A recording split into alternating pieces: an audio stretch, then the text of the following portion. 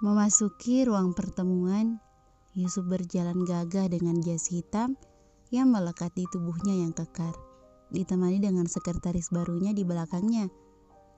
Yusuf sebenarnya lumayan kecewa dengan Bima yang sudah tidak menjadi sekretarisnya. Bima harus meneruskan perusahaan orang tuanya juga. Mau tidak mau, Yusuf harus menerima sekretaris barunya yang berjenis kelamin perempuan. Karena waktu itu ia sangat kepepet dengan kesibukan perusahaan. Meeting berjalan dengan lancar dan tentunya kalian tahu kan mitra bisnis Yusuf kali ini, mantannya sendiri. Yusuf tahu dari tadi mata Bianca terus menatapnya. Sedikit risih tapi mau bagaimana lagi, Yusuf harus profesional. Bisa-bisanya Bianca sepanjang rapat hanya menatapnya saja. Meeting yang lamanya 2 jam berakhir. Yusuf berjalan dengan kaki panjangnya melangkah keluar, meninggalkan ruangan itu. "Kamu bisa kembali ke hotel, saya masih ada urusan penting dulu," pinta Yusuf kepada sekretarisnya yang dari tadi mengikutinya dari belakang.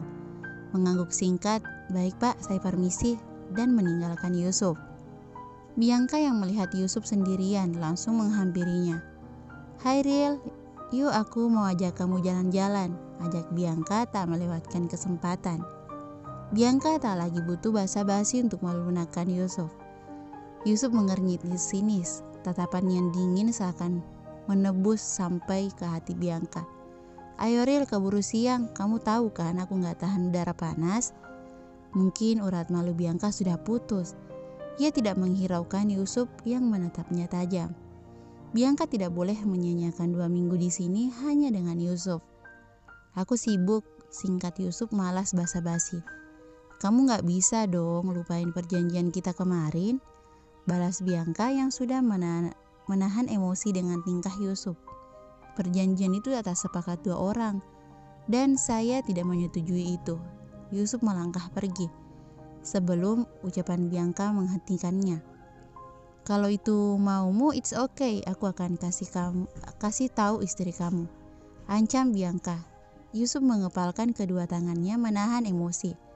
Rahang Yusuf mengeras. "Stop jadiin istri aku sebagai umpan. Gimana kalau aku kirim foto kita berdua ke istrimu? Wah, pasti menyenangkan," ancam Bianca meremehkan. Yusuf berbalik. Baik, untuk kali ini Yusuf harus mengikuti lagi kemauan Bianca. Yusuf tak mau memperkeruh hubungan rumah tangganya.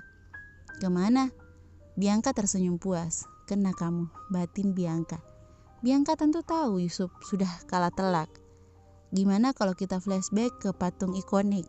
Kayak dulu kamu ngajak aku hunting ke sana." Memang waktu mereka pacaran dulu, mereka pernah ke sana. Yusuf tak menjawab. Bianca langsung mengalungkan tangannya di kedua lengan Yusuf. "Yuk Ril." Mau tak mau Yusuf mengikuti langkah Bianca dan membiarkan rangkulan Bianca di lengannya. Aisyah sedang mengikuti kajian bersama Umi. Sudah lama ia tidak kajian bersama dengan sang Umi. Sudah lama juga ia tidak kajian. Aisyah merasa terlalu mementingkan duniawi yang sementara hingga melupakan di mana ia hidup yang kekal. Tapi seenggaknya Aisyah masih berusaha istiqomah untuk selalu berjalan ke jalan surga. Meskipun kajian di sini rata-rata wanita parubaya, Aisyah tidak malu, justru rasanya ia hanya bangga daripada banyaknya remaja yang menghabiskan waktunya di luar dengan sesuatu yang tidak bermanfaat dan menghamburkan uang. Aisyah di sini berkumpul dengan banyaknya orang salihah. Aisyah meminum air mineral dalam gelas sembari mendengarkan tausiah di samping dengan uminya. Selingkuh, kata dan perbuatan yang tidak asing lagi di telinga dan mata kita. Semoga Allah menjauhkan kita dari perbuatan yang demikian. Jika dahulu kita banyak temukan perselingkuhan dalam kehidupan nyata, sekarang hal itu pun sudah semakin merambah dan menggejala di dunia maya. Topik kali ini seakan merambat ke hati Aisyah. Entah karena apa. Tidak mungkin ada penghinaan atau perselingkuhan dalam rumah tangganya. Jangan sampai.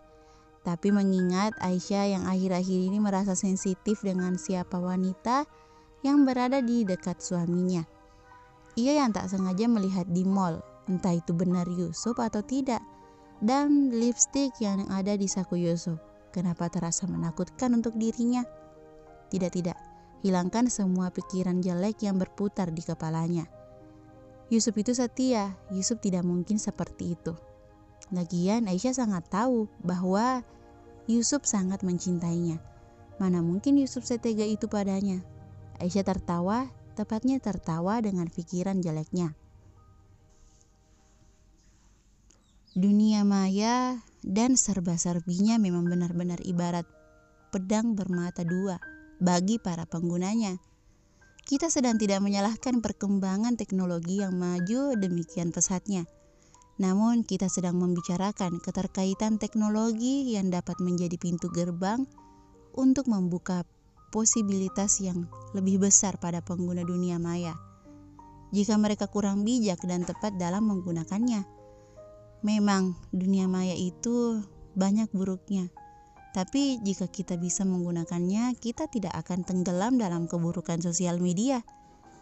Aisyah lega bahwa Yusuf jarang sekali bermain media maya. Apa tidak pernah? Kayaknya Yusuf memang lumayan gaptek. Seingat Aisyah, sosial media Yusuf cuma WhatsApp.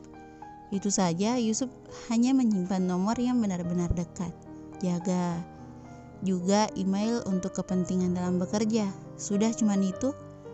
Oh, ada lagi Instagram. Ya, Yusuf punya, tapi di private followers pun gak banyak. Dan itu juga dipegang oleh Aisyah. Aisyah akan selalu percaya Yusuf. Aisyah jadi merindukan suaminya karena terlalu memikirkannya.